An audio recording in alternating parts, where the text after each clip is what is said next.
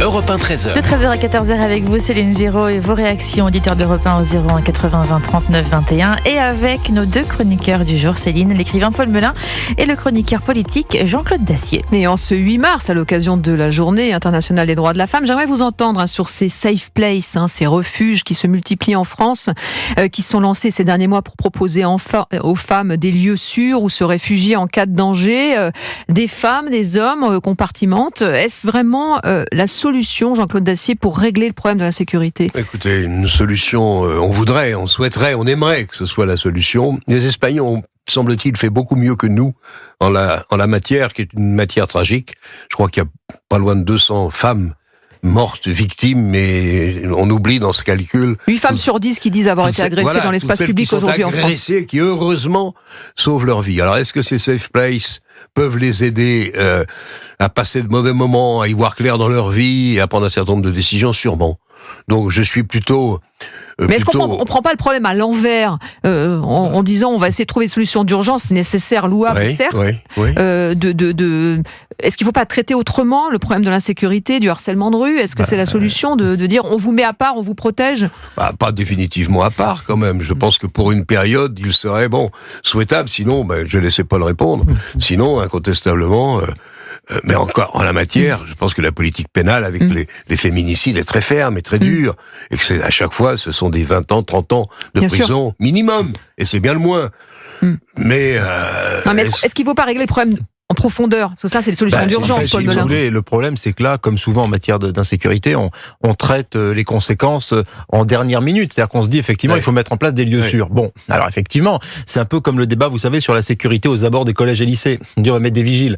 Bon, ok, ou alors on va mettre des vigiles ou des policiers pour protéger les contrôleurs dans les transports en commun. En fait, on va toujours plus loin dans la réflexion. Pourquoi? Parce qu'en fait, l'insécurité, effectivement, elle explose, et que, les femmes, dans un certain nombre de quartiers de France, dans beaucoup de villes, même peut-être un peu partout, peuvent être victimes d'agressions, ce qu'on appelle harcèlement de rue pudiquement. Moi, je dirais des possibilités d'agression physique, en tout cas verbale, enfin des choses dangereuses. Pour qu'on en soit effectivement à se dire que on va aller se réfugier dans un bureau de tabac ou dans un bar tabac parce que comme ça on est dans une pièce fermée de ça parce que la rue n'est pas sûre. Enfin, dans quel pays sommes-nous, quoi? Je veux dire, à un moment donné, c'est lunaire comme réflexion. Si on nous avait dit peut-être, je sais pas moi, en 1970 ou en 1960 qu'en 2024 on débattrait sur mettre les femmes sous cloche dans des endroits pour qu'elles fuient leurs agresseurs. On revient au comportement homme-femme quand même. On y est dans les trains de nuit. Mais bien sûr, mais c'est terrifiant. Et d'ailleurs, là, on place la focale sur les femmes et c'est bien normal. On peut aussi la placer sur, je sais pas, des adolescents ou des enfants. Par exemple, quand vous envoyez vos enfants à l'école et que si jamais ils y vont à pied ou qu'ils prennent le métro, vous pouvez vous inquiéter légitimement pour eux. Donc on va faire quoi? On va les mettre aussi dans des safe places, comme on dit. Moi, je préfère dire des lieux sûrs, mais dans des lieux sûrs.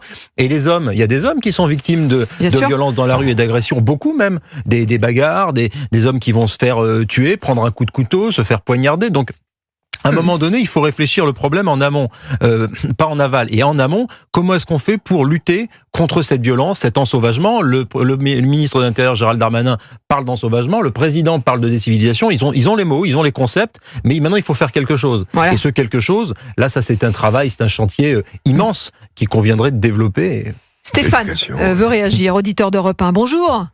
Oui, bonjour. Merci de nous appeler. Vous nous écoutez à Marseille. Je vous écoute. Oui.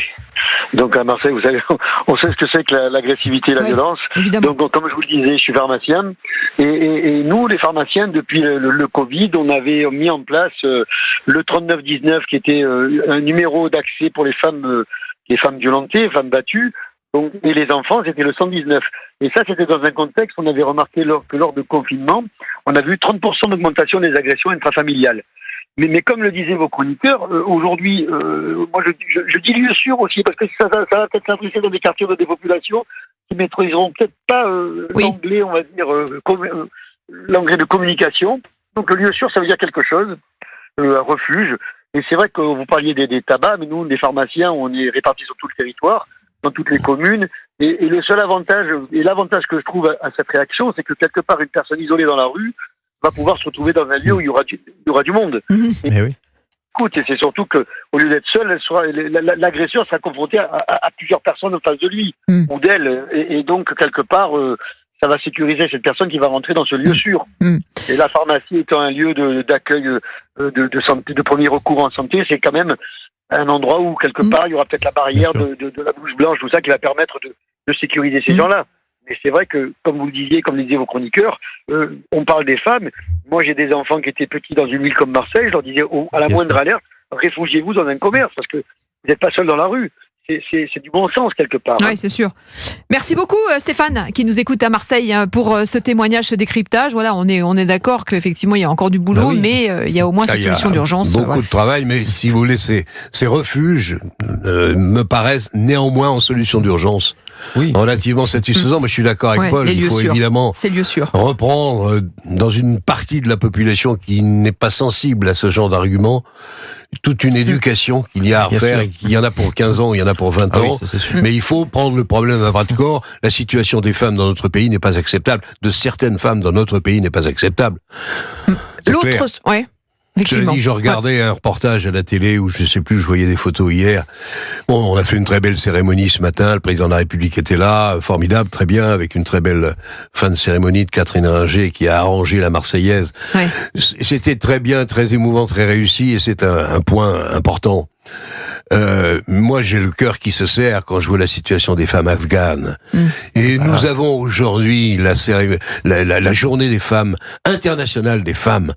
Je comprends même pas qu'il n'y ait pas une mobilisation au-delà de l'ONU, parce que ça devient quasi automatique, et on s'y attend.